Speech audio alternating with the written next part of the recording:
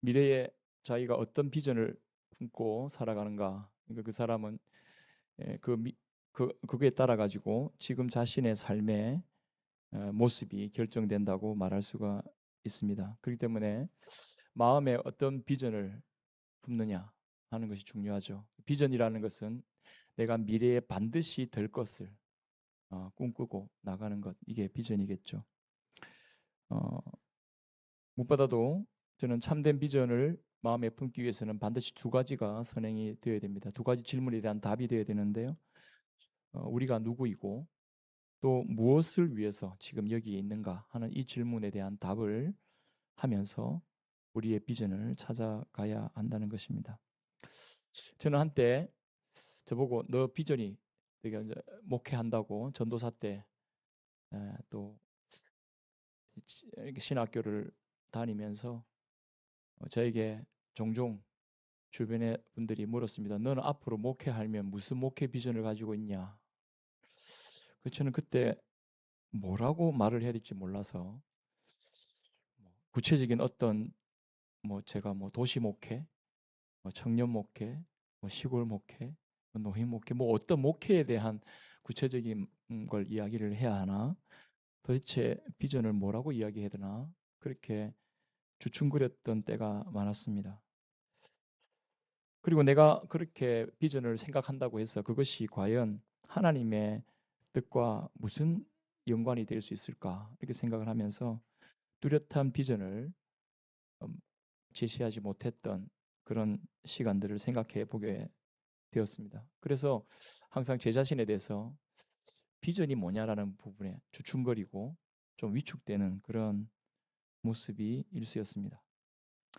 그런데 비전은 내가 꿈꾸고 내가 만드는 것이 아니라 하나님께서 보여주신다는 것을 깨닫기 시작하면서 하나님의 말씀인 성경을 보고 그리고 함께 기도하면서 저는 하나님이 주시는 참된 비전을 발견할 수 있었습니다. 오늘 저는 이 본문의 말씀 새 예루살렘의 비전, 저는 이것이 우리 성도가 또 우리 교회가 붙잡아야 할 분명한 비전이라고 믿습니다. 주님의 몸된 교회로 부름받은 우리들이 품어야 할 확실한 비전, 새 예루살렘의 비전을 오늘 주님께서 보여주십니다. 오늘 저는 저와 여러분 이 말씀을 통해서 흐릿하게 여러분들이 미래의 비전의 상을 갖고 있는 분들은 확실하게 여러분 자신의 모습과 미래의 여러분들의 모습을 확신하면서 소망 가운데 나아갈 수 있는 그런 시간들이 될 수 있기를 바랍니다. 여러분 여기 말씀의 맨 처음을 보면요, 우리가 예상하는 것과는 다르게 이 새 예루살렘에 대한 비전은요, 단순히 물질적인 어떤 장소적인 차원이 아닙니다.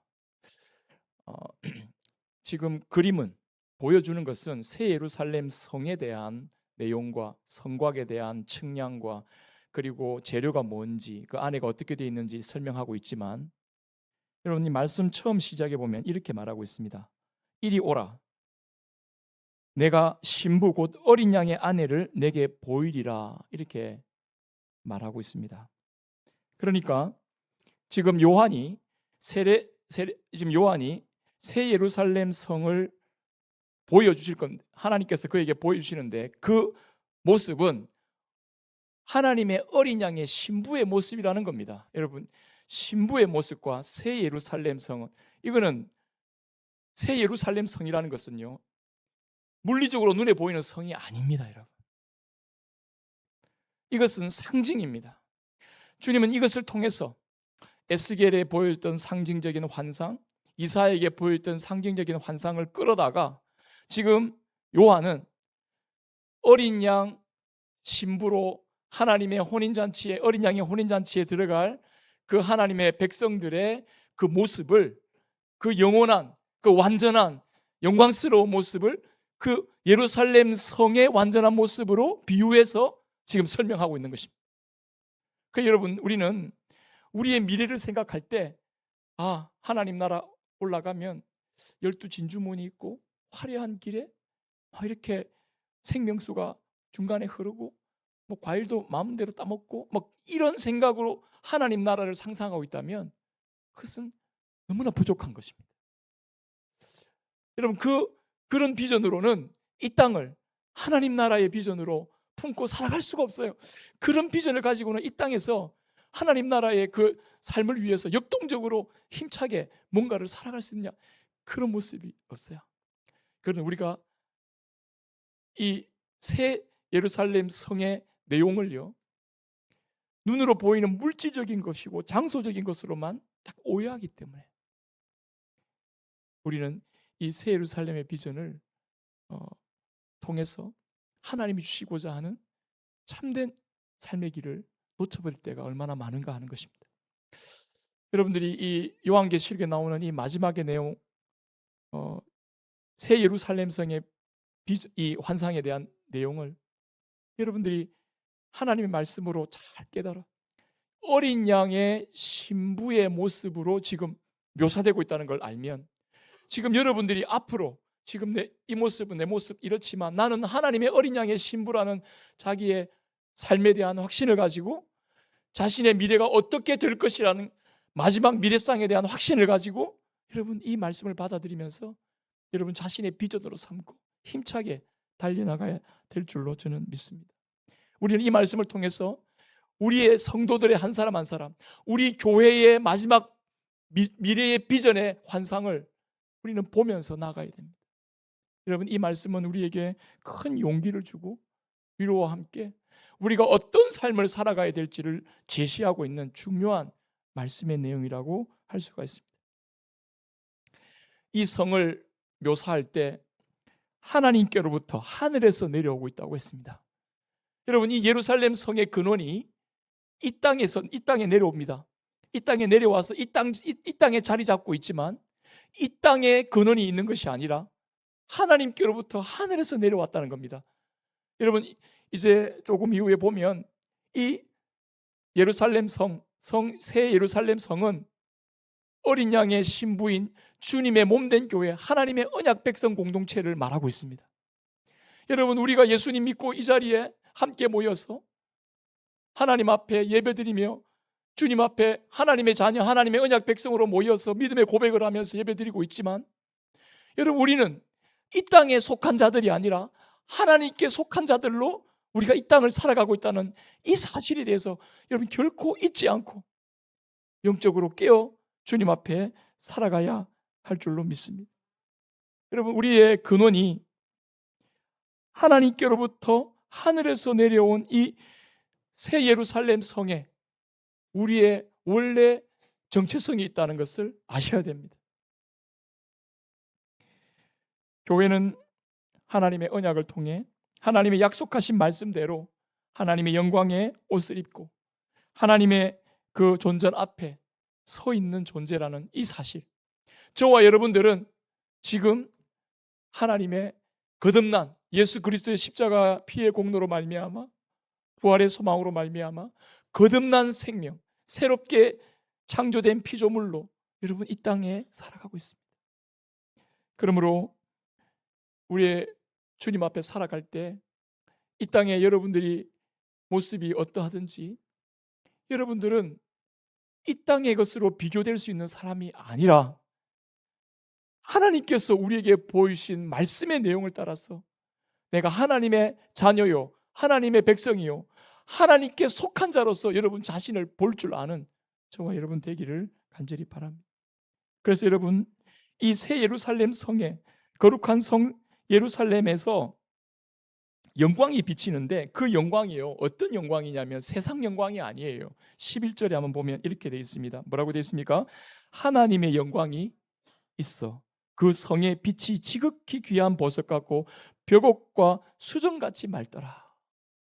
여러분 이 하나님의 나라에 하나님의 그 어린 양의 신부의 그 온전하고 영광스러운 모습의 그 근원이 자기가 아름답고 자기가 어떻게 거룩하고 빛난 옷을 입고 있는 것 이어서 거기에 광채를 발하는 게 아니라 하나님의 영광이 거기 있어서 거기에 광채의 빛이 발하는 것이죠. 이 지금 새 예루살렘 성의 그 빛, 새 예루살렘의 그 광채, 그 새 예루살렘이 뿜어내는 영광의 광채가 하나님의 광채였다는 것입니다. 자기 게 아니라 하나님의 영광이 거기에 주어지고 있다는 것을 말씀하고 있습니다. 여러분, 새 예루살렘, 그곳은 하나님의 백성의 공동체를 분명히 상징합니다. 그래서 그걸 분명히 보여주기 위해서 12절부터 14절까지 나오는 이 새 예루살렘의 성곽을 설명하면서 12문과 12문의 기초, 그 성곽의 12기초석의 이름을, 여러분, 구약의 12지파의 이름이 기록되어 있고, 또 12문의 기초석에는 12사도들의 이름이 각각 기록되어 있습니다. 신약과 구약의 모든 하나님의 백성을 총망라해서 지금 이 성이 지금 구성되어 있다는 것을 보여주고 있습니다. 자, 보십시오. 여러분들이 이 새 예루살렘 성을 생각하면서 건축물을 생각하면 안 됩니다. 하나님 나라 가면 막 예쁘고 좋고 막 이런 게 건물이 있고 막 화려한 건물이 있고 뭐 언제든지 먹을 수 있는 게 뭐 가득하고, 이렇게 여러분들 하나님 나라를 생각하면 안 됩니다. 지금 이 12문의 문의 이름과 12기초석의 이름이 구약의 12지파와 신약의 12사도의 이름이 새겨져 있다는 이 사실에 여러분 마음에 초점을 맞추면, 바로 이 새 예루살렘 성의 모습이 지금 저와 여러분들 예수님 믿고 하나님 백성 되어 이 땅을 살아가고 있는 주의 모든, 지금까지 오고 오는 모든 주의 성도들, 모든 백성들의 그 최종적인 미래상을 우리에게 보여주기 위한 것임을 여러분 알아야 되겠습니다. 사실 이것은 사도 요한이 환상에서 지어내서 만들어낸 게 아니고요, 이미 에스겔 선지자를 통해서 말씀된 내용인데요, 에스겔 48장 31절부터 35절까지 보면 거기에 이렇게 기록돼요. 중간에 뺐는데요, 31절에 보면 그 성읍의 성문들은, 에스겔서의 마지막 40장부터 48장까지 내용은요, 하나님께서 마지막 이루신 예루살렘 성전에 대한 환상을 에스겔이 봅니다. 그런데 그 에스겔이 보고 있는 성의 마지막 내용에 예루살렘 성의 성문의 이름이 이스라엘 12지파의 이름을 따른 것이라고 말하면서 그 성읍의 이름을 쭉 12지파의 이름을 쭉 쓰고 난 다음에 결론을, 그 성의 이름의 결론을 여호와 산마라고 결론 내고 있습니다. 여호와 산마의 뜻은 제가 설명을 해놨는데요, 뭐라고 했습니까? 여호와께서 거기에 계시다. 하나님이 함께하고 계시는 하나님 백성의 공동체, 하나님이 함께 하시고 떠나지 아니하시고 그들을 사랑의 품에서, 그 누구도 하나님의 사랑의 품에서 끌어놓을 수가 없는 그런 하나님 백성된, 신랑이 신부를 끌어안고 그 누구도 그 신랑과 신부의 관계를 떼내올 수 없는 그런 완전한 하나됨의 관계, 하나님의 영광으로 자기 백성을 온전히 품으시고 그 백성이 하나님의 영광으로 빛나고 찬란한 모습으로 나아가는, 바로 그 모습을 우리 가운데 보여주고 예언하고 있습니다. 이건요, 사도 바울이 똑같이 우리에게 권면하는 말씀 가운데도 드러납니다. 고린도후서 6장 16절과 7장 1절의 말씀, 이렇게 말씀하고 있습니다. 우리 같이 한번 읽겠습니다. 시작. 하나님의 성전과 우상이 어찌 일치가 되리요? 우리는 살아계신 하나님의 성전이라. 이와 같이 하나님께서 이르시되 내가 그들 가운데 두루가며 두루 행하여 나는 그들의 하나님이 되고 그들은 나의 백성이 되리라. 그런즉 사랑하는 자들아, 이 약속을 가진 우리는 하나님을 두려워하는 가운데서 거룩함을 온전히 이루어 육과 영의 온갖 더러운 것에서 자신을 깨끗하게 하자. 사랑하는 여러분, 새 예루살렘의 비전은, 분명한 비전은 뭐냐? 영광의 하나님께서 자기 백성과 함께 하시는 완전한 하나됨의 자리, 자기 백성을 하나님께서 품으시는 완전한 하나됨의 자리. 그래서 하나님으로 인해서 기쁨과 감사와 찬송이 가득하고 그 충만한 하나님의 영광의 빛이 그 예루살렘 성에 가득한 것, 거기에는 더 이상 하나님을 의심하는 거나, 거기에는 더 이상 하나님을 대적하거나, 거기에는 더 이상 하나님과 함께 할 수 없는 죄악의 요소가 있을 수 없는, 바로 그곳이 거룩한 성 새 예루살렘, 우리의 미래상이라는 것을 보여주고 있습니다.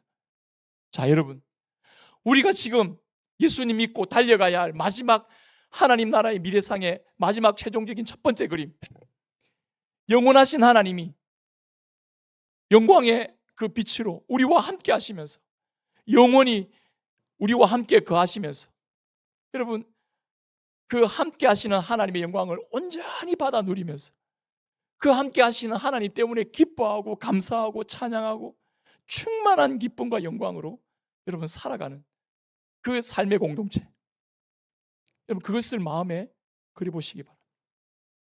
조금 더 구체적으로 여러분, 신부가 신랑을 만나는 그림을 한번 생각해 보십시오.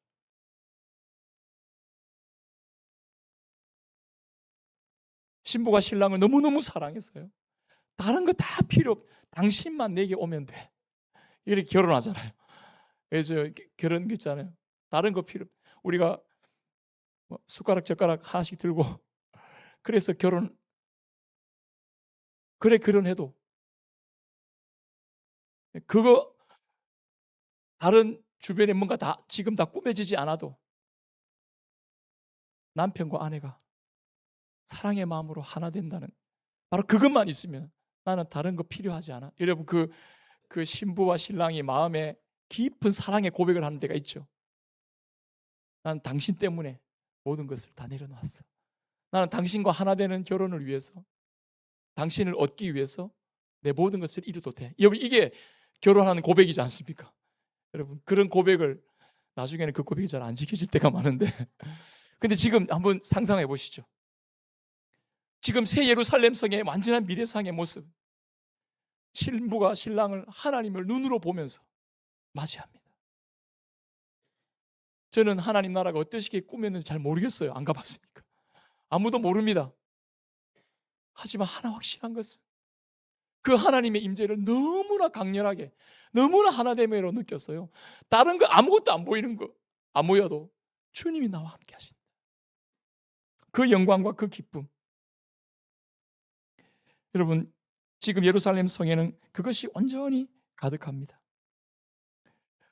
오늘 이 예배 자리에 나온 사랑하는 성도 여러분, 우리는 이 예배를 드리면서 하나님이 우리와 함께 하신다는 사실에 대한 확신을 가지고 하나님을 찬송하고 하나님께 기도하고 하나님의 말씀을 듣는 줄로 믿습니다.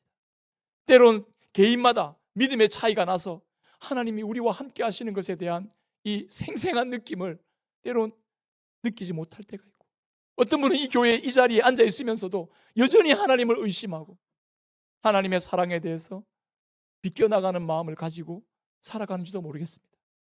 그러나 여러분, 우리 주 예수님께서 저와 여러분들을 십자가의 은혜로 구속하셔서 이 예배 자리로 불러내셨다는 이 사실에 대해서 여러분들이 믿음으로 예배 자리에 하나님이 나를 불러내셨다는 사실에 믿음을 갖는다면, 여러분 자신을 하나님이 함께 하시는 존재, 하나님이 끊을 수 없는 사랑으로 나를 품고 계신 존재로 여러분 자신을 인식하며 살아가는 저와 여러분 되기를 바랍니다. 우리는 요즘 교회에, 우리 주변의 교회, 우리 자신의 모습 보면서 실망스러울 때가 한두 번 아닙니다. 어디 나가서 예수님 믿는 사람이라고 말하기가 부끄러울 정도로 교회는 많은 세상으로부터 질타를 당하고 있는 것처럼 보입니다.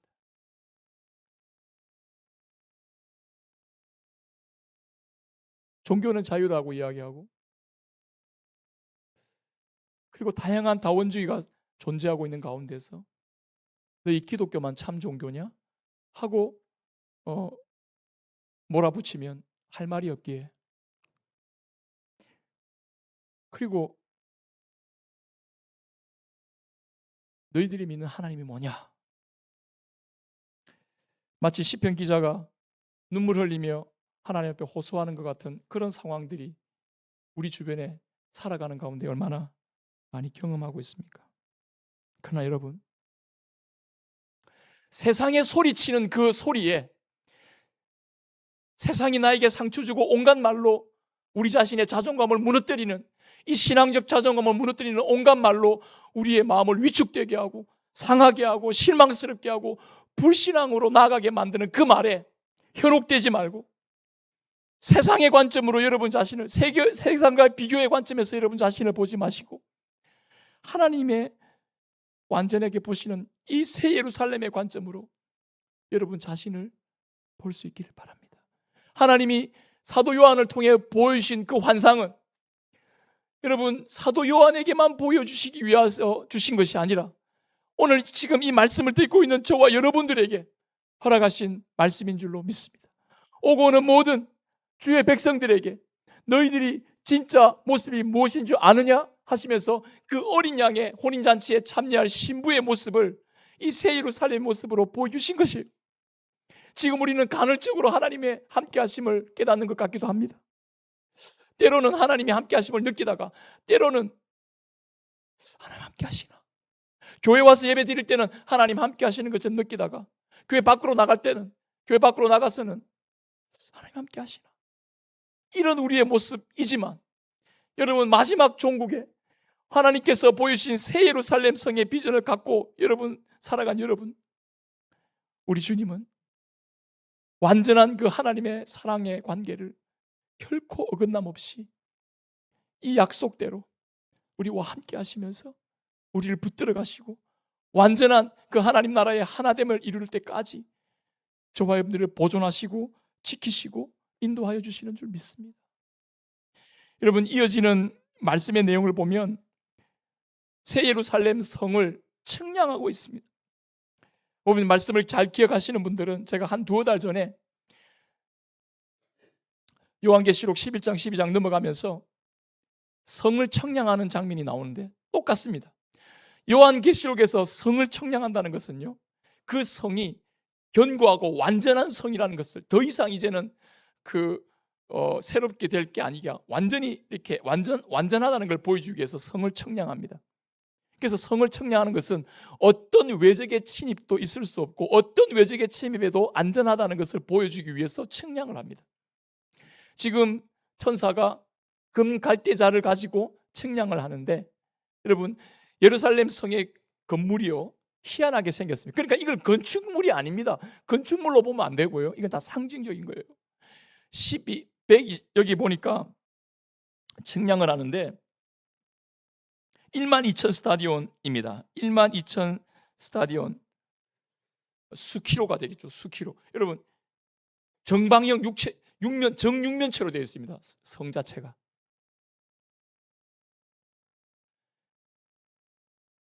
성전에서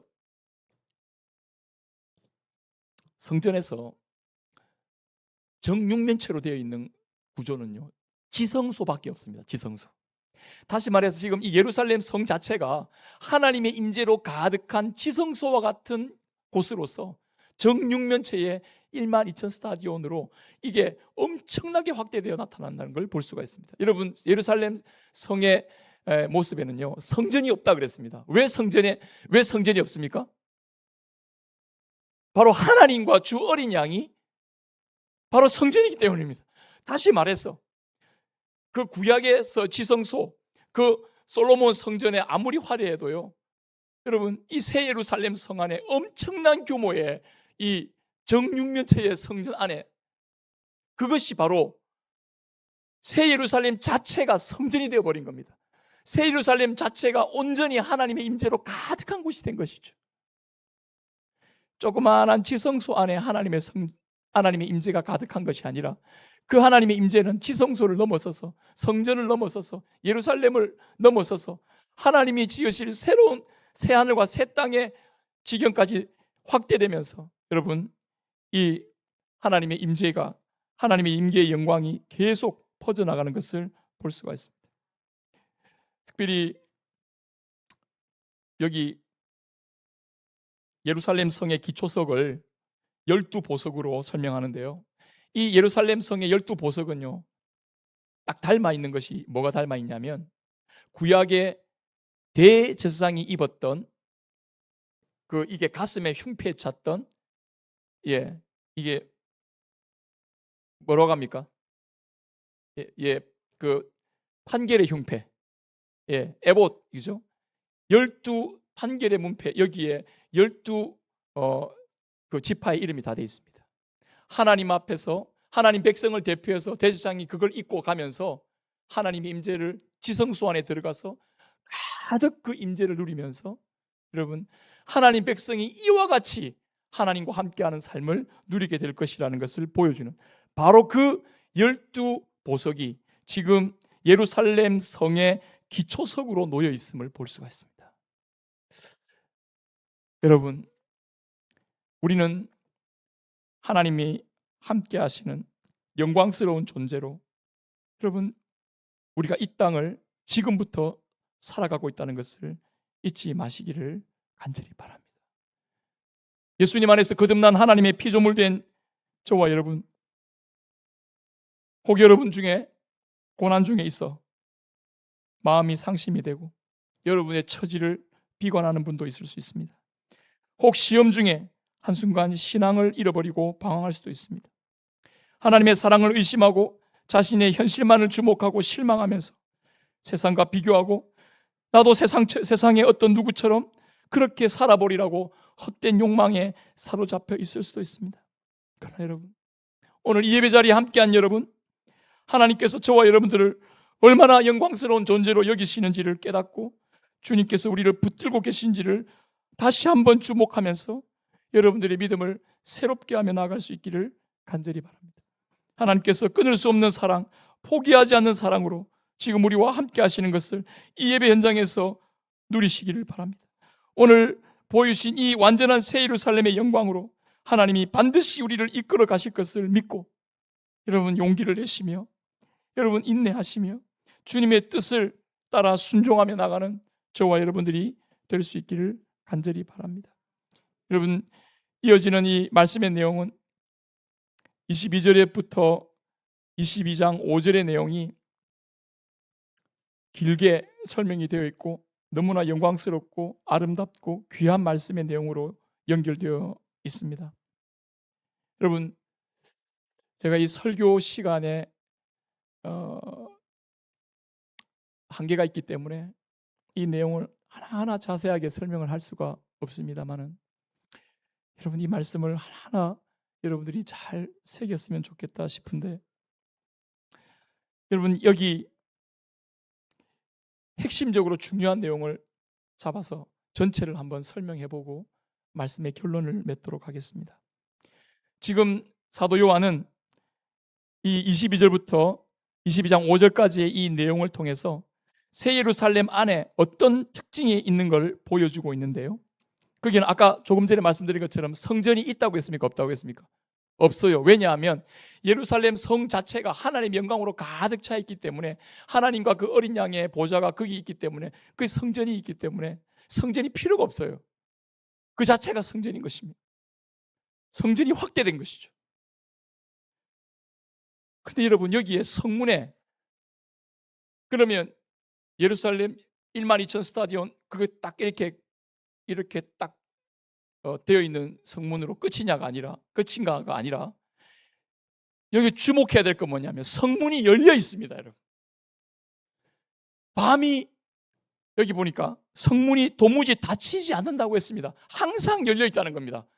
여러분 이게 소망이죠. 이게 우리의 비전입니다. 자, 24절에 보면 뭐라고 되어 있습니까? 만국이 그 빛 가운데로 다니고 땅의 왕들이 자기 영광을 가지고 그리로 들어가리라. 어디로요? 예루살렘 성문으로 들어가는 겁니다. 도무지 그게 닫히지 않는다, 성문이. 왜? 거기에는 밤이 없기 때문이다 했습니다. 여러분 옛날에 성문은요 밤이 되면 닫힙니다. 도둑놈이나 또는 외적의 침입이 밤에 야음을 틈타서 침입할지 모르니까 성문을 밤에는 닫아둡니다. 그런데 여러분 예루살렘 성에는 문을 닫을 필요가 없습니다. 왜냐하면 밤이 없기 때문입니다. 더 이상 도둑이나 악한 자들이나 죄악을 저지르는 자들이 거짓말하는 자들이 그 성으로 들어올 수 없기 때문에 거기에는 문이 항상 열려 있어서 문이 닫혀질 수 없는 겁니다. 닫을 필요가 없는 것입니다. 그리고 항상 문을 열어두게 하고 그 문을 천사가 지키면서 이제는 천사들이 누구든지 그 문 안으로 들어와 회개하고 하나님의 새 예루살렘으로 들어오는 자들은 누구든지 영접하여 받아들일 수 있는 존재로 이 천사를 세웁니다. 여러분, 아담과 하와가 범죄하고 실패했을 때 하나님께서 에덴 동산을 쫓아내시고 두루도는 화영검으로 천사들을 지켜서 그 에덴을 지키는데 못 들어오도록 지켰죠. 에덴 동산은 못 들어오도록 지켰지만 여기 지금 문이 열려있는 상태에서 이 천사들은요, 못 들어오도록 지키는 게 아니라요, 우리를 영접하도록 천사들 옆에 지키고 서 있는 것입니다.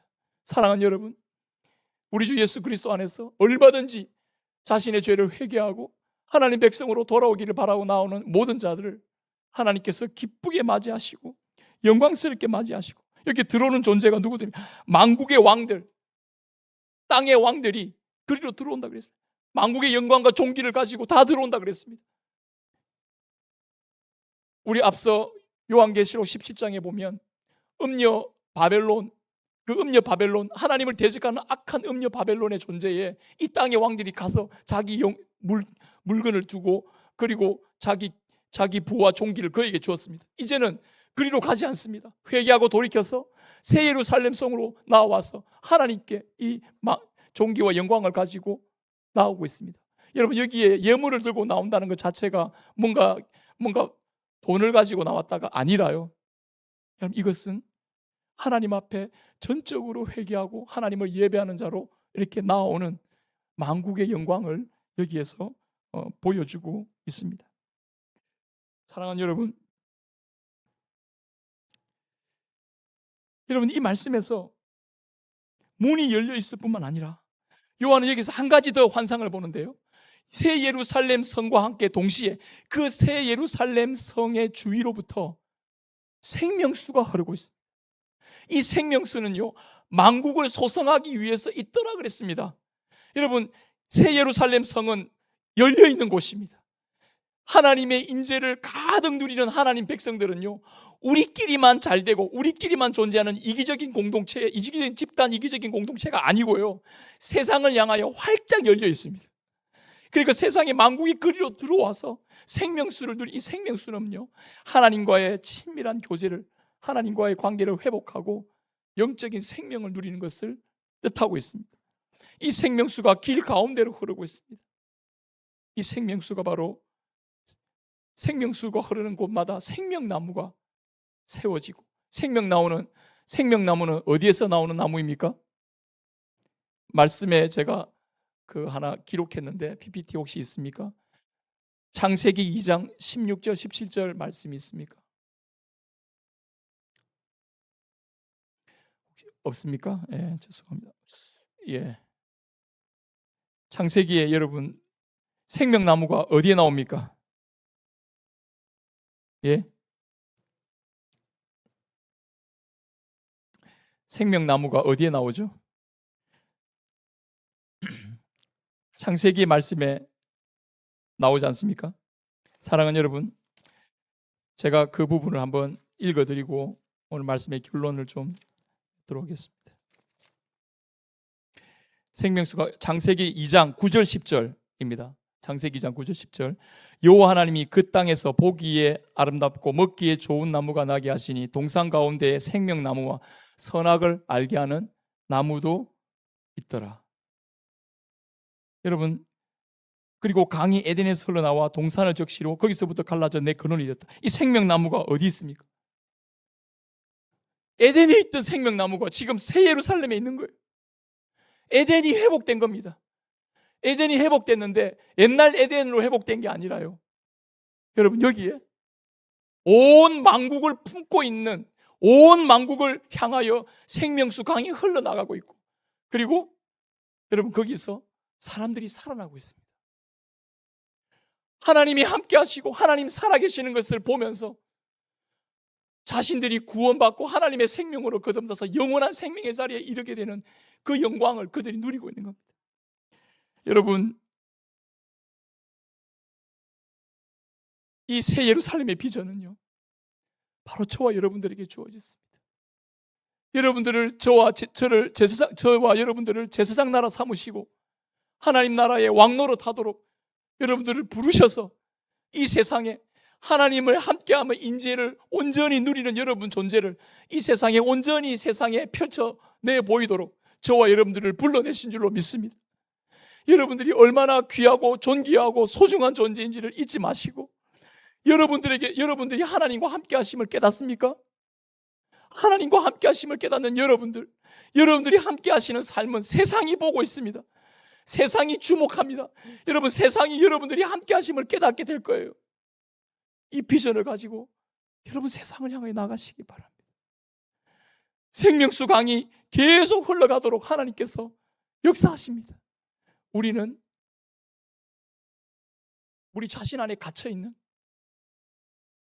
우물한 개구리와 같은 모습으로 살 수 없습니다. 설교를 마무리하면서 제가 그림을 하나 보여드릴게요. 마지막 그림 보여주십시오. 제가 어느 책을 보니까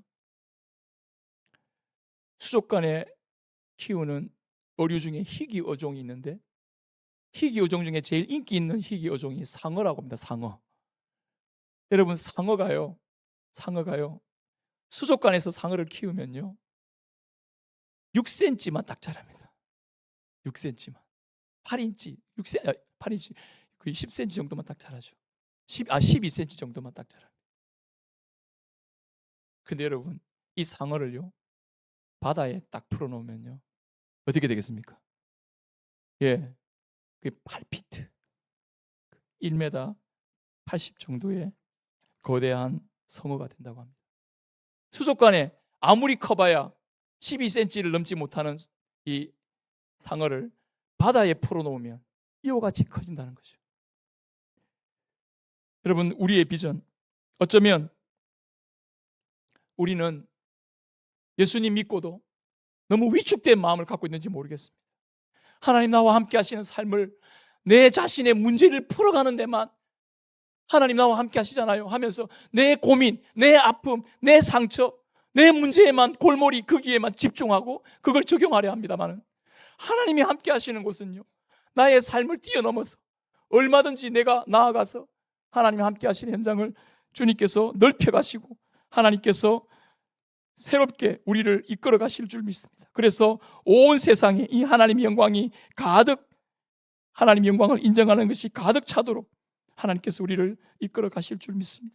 교회의 참된 비전은 세상을 향하여 하나님의 이 함께 하심의 인재를 널리 전파하는 데 있는 줄 믿습니다. 우리 교회는 몇 년 전부터 남아공의 경제 중심 도시인 요하네스버그의 한 잊혀진 마을 하마스크랄에 교회를 개척했습니다. 우리가 시작한 건 물론 아닙니다. 10수년 전에 한 선교사님으로부터 시작되었고요. 아무도 관심 없던 그 빈민촌 마을에 유치원을 세우고 교회를 세우며 사역을 시작하셨는데 그 선교사님이 10수년의 사역을 마치고 돌아가셨습니다.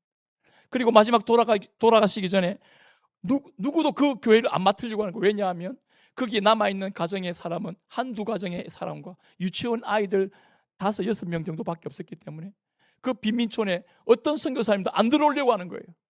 그러니까 그것을 남아공 은혜로교회 오봉수 목사님에게 부탁했습니다. 자기가 유언처럼 이 교회를 맡아달라. 이 선교지를 잊어버리지 말아달라. 목사님이 그것을 받아서 하나님 앞에 사역하면서 저와 함께 연락을 하게 됐고 저희 교회가 함께 그곳에 주님의 우리 교회, 저희가 생각하기로는 해외 개척 교회를 시작하게 되었습니다. 하나님 놀랍게도 그 선교사님이 있을 때보다 그 선교사님의 그 뿌린 씨앗의 열매가 남아공 은혜로 교회와 저희 교회가 함께 사역하면서 열매가 드러나기 시작했습니다.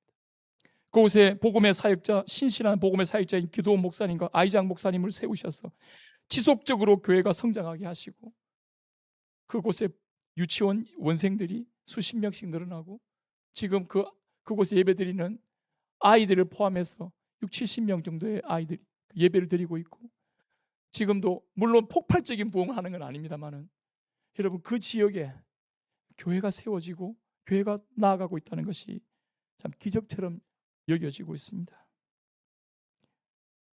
아프리카 교회 특성상 재정적으로는 지금 자립이 어렵습니다. 목회 지도도 필요합니다. 저는 오목수 목사님과 함께 계속 그 교회를 관심을 두고 계속 지도하고 있고 또 그곳에 복음의 전도를 위해서 계속적으로 헌신하고 있습니다. 저는 우리 교회 70년 역사 이후를 지나면서 우리 교회 그래도 개척교회를 한번 하는 게 맞지 않냐 하는 생각을 늘 하고 있었는데, 저의 기대와는 다르게 지구 저 반대편에서부터 하나님께서 개척하게 하셨습니다. 하나님께서 우리가 허락하시면 우리도 개척교회를 해야 되겠죠. 우리 지역에 전도하고 개척교회를 해야 될 것입니다. 그러나 하나님은 우리를 그곳에서 일하게 하십니다. 주님께서 거기서 연결시켜 주셔서 우리 교회가 재정과 인적인 헌신을 통해 그 교회를 세워가고 있습니다. 왜 하필이면 남아공입니까? 동남아도 많고 가까운 곳도 많은데 굳이 그곳에 가야 합니까? 라고 질문하실 분도 계실지 모르겠습니다. 그러나 저는 오늘 이 새 예루살렘의 비전과 같이 우리의 비전은 온 세상과 땅끝까지 열려 있는 줄로 믿습니다. 100여 년 전 미국에서, 캐나다에서, 독일에서 배를 타고 한 달 이상 가야 하는 이곳 한국 조선 땅에 선교사들이 복음 전하기 위해 와가서 미친 소리 들었지 않았겠습니까? 아니, 그 알지도 못하는 조선 땅에 당신의 젊음과 재정을 낭비하면서 왜 그곳에 갑니까? 주변에 도울 곳도 많고 주변에 도와야 할 곳도 많은데 왜 그곳에 갑니까? 만약에 이 말을 듣고 선교사님들이 이 말을 듣고 조선을 향하는 발걸음을 옮겼다면 저와 여러분들은 지금 이곳에 없습니다. 그렇지 않습니까? 하나님의 복음의 역사는 우리의 합리적인 이성을 넘어서는 겁니다. 효율적인 생각과는 전혀 다르다고요. 하나님의 역사, 이 새 예루살렘의 비전, 사랑하는 여러분, 지금 그 새 예루살렘의 역사가 저와 여러분을 통해서 계속 진행되고 퍼져가고 있음을 기억하시기 바랍니다. 때고 내 모습이 작아 보이고 연약해 보인다 할지라도 바로 여러분들의 삶의 현장에서 하나님의 임재를 드러내고 하나님이 함께 하시는 삶을 드러내는 그 순간 예루살렘의 비전은 계속 전진하며 나가게 되는 줄로 믿습니다. 이 사명을 다하기까지 하나님 앞에 온전히 주님 앞에 우리 자신을 드리며 나가는 저와 여러분들의 삶이 될 수 있기를 간절히 바랍니다.